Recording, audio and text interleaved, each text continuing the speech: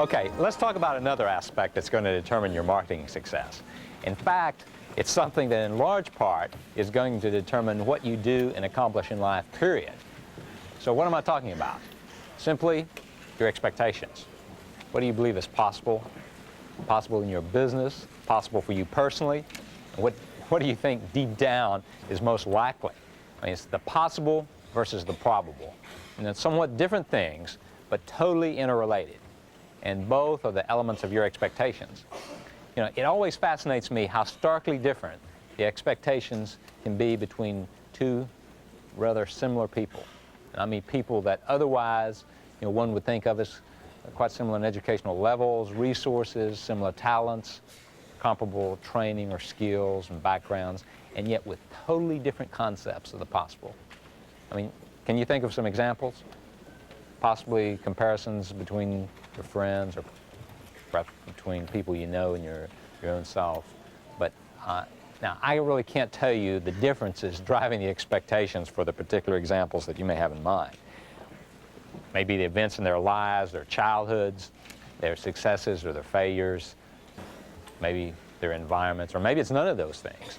But you know, we'll leave that to the psychologist. But I can tell you something that in the way of action that you can take now, today, that will change your expectations and in turn will dramatically change the probabilities for your outcomes, for your results. So as a first key step, let me ask you to reassess what's possible. Let's forget for the moment what's most likely, what your sales plans are, or your revenue targets, even what your projected career advancement looks like. Let's just focus on the realm of what is possible.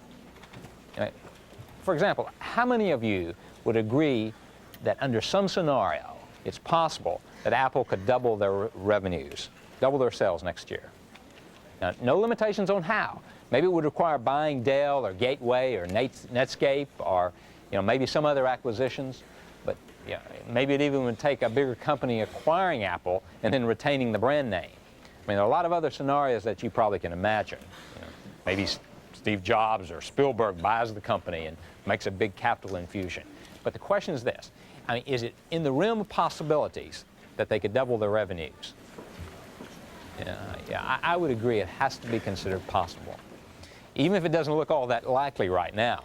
But now, since no one's taking any names or holding anyone to anything, let me just ask you this. Is it possible for your company to double your revenues? Or actually, let's make it a little more personal. Can you imagine a scenario where you can double your own department's or your division's sales? You probably can visualize some way. It may be far out, but it's still possible. You've probably heard the expression, and it's probably heard your boss say it, that I want someone that's totally new to the business or function, who doesn't know that whatever this project or other activity is not considered possible by conventional wisdom. In corporate jargon, it may sound like, we decided to seek an outside candidate with a new perspective on the business. I mean, what, of course, that is in newspeak is to say, we've hammered down expectations to new lows around here. And if we don't get someone that has a little bit of optimism left, we're not even going to survive. So, I mean, there's a lot of truth implied by that idea of, it's an accepted adage to this point. It says a lot about expectations, or actually about the lack of negative expectations. Do you ever know a situation like that where someone didn't know that something wasn't not possible, but just expected that it was, and then they actually did it?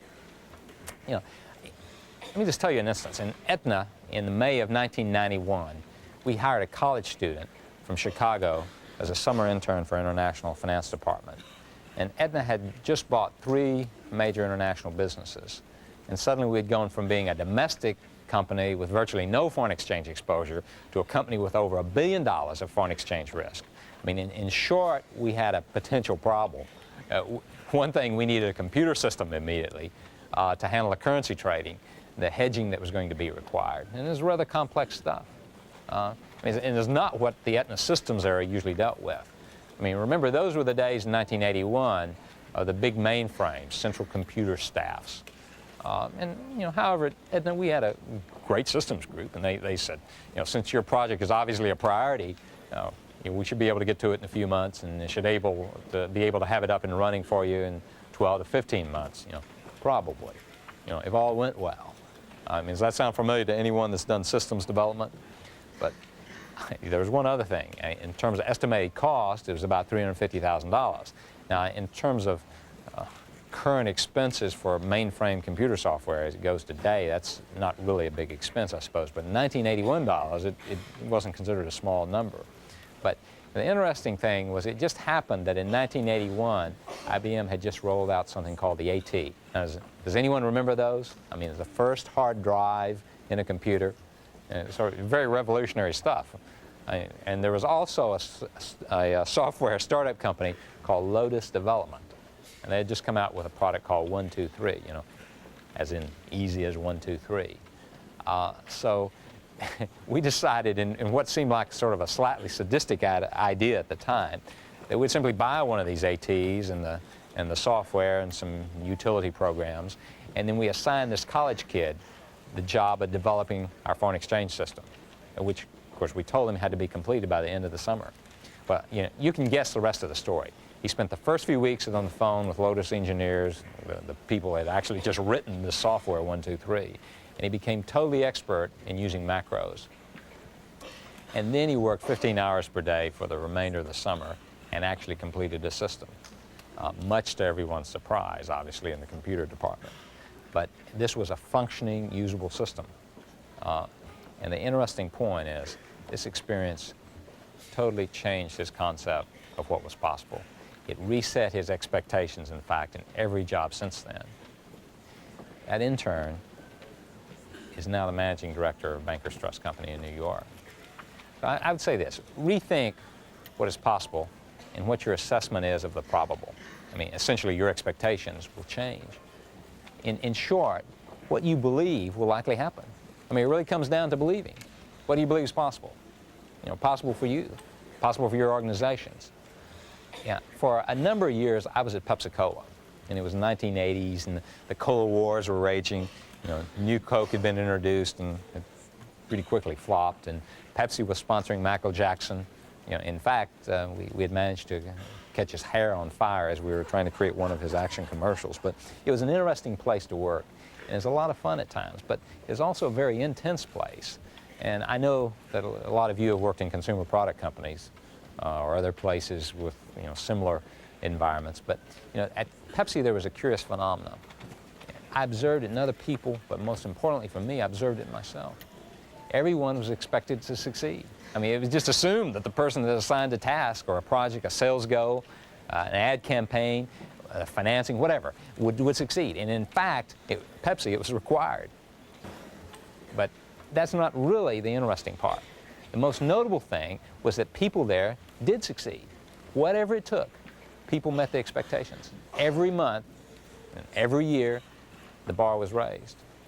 And I suppose you could say the competition, thanks to Coke in this case, the bar was raised. But yet people met the expectations. And simply because it was the Pepsi norm. I mean, it's the power, really, of thinking big, creating a culture of high expectations.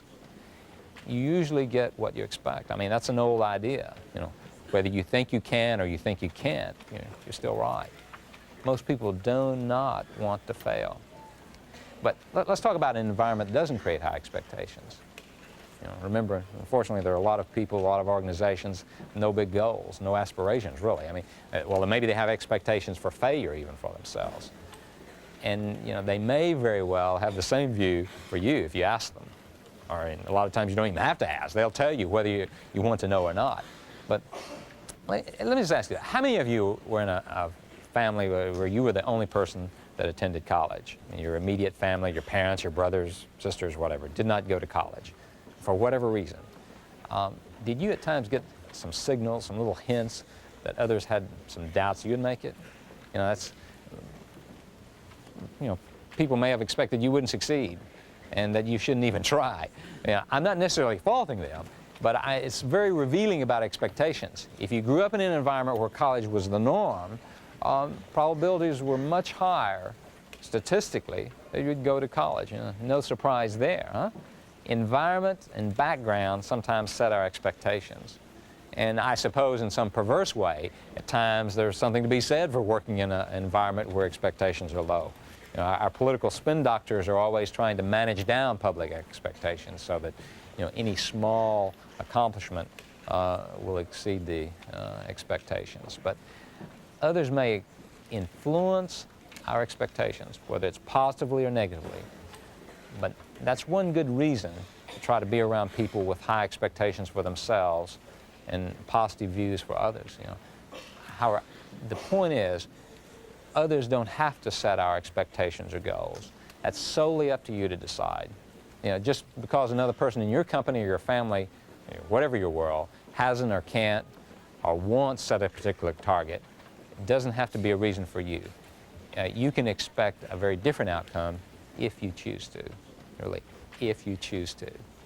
So, yeah, success can breed success, we've always heard, and that certainly can also set your expectations. I mean, anyone come to mind of someone that's probably driven by high expectations? Probably a lot of sports figures. How about Donald Trump? You know, the guy's a mega business success, and that had to bolster his expectations. But, you know, even when he was close to bankruptcy, and with the collapse of the real estate market in the late 1980s, his empire essentially had a negative net worth. But still, you know, Trump had his big vision, the grand aspirations, Trump-sized expectations. They never seemed to be altered. Well, you know, after Ivana, maybe he didn't have the expectations for, you know, about long-term marriage with Marla that he might have had, since he only had a 2-year prenuptial agreement. But otherwise, and I'm not necessarily holding out the Donald as some model, but I think it illustrates a point. Great expectations aren't easily crushed, you know, by any external circumstances, whatever they may be. But let's talk a moment about the, sort of as a reality check. You know, some of the New Age philosophy tends to mislead a little bit. I believe that it distorts realistic thinking about some points that touch on expectations. And we want to be realist about this. For example, it really doesn't matter how I might change my goals or my internal mental expectations. You know, I'm probably not going to be a successful horse racing jockey. You know, I weigh 180 pounds and I'm 6'3". It's just not really in the realm of the possible. Certainly not as I can visualize it. But for most of us, for those things we have interest in, you know, the extent of the possible seems really great. It really comes down to believing. What do you believe is possible? And I want to submit to you today that anyone in this room, anyone in this country, most likely, with the resources of your companies, the possible is very high on all fronts. For something that is important to you, you should expect a terrific outcome. An outcome which you can visualize a plan for achieving. Maybe it's not a sure bet, but still quite a probable outcome. Not just possible, but actually probable. And if you've envisioned the steps to achieve those results. And once you've done that, and once you believe in it, you're well on your way to achieving some great things. You know, conceive it, believe it, and you will achieve it.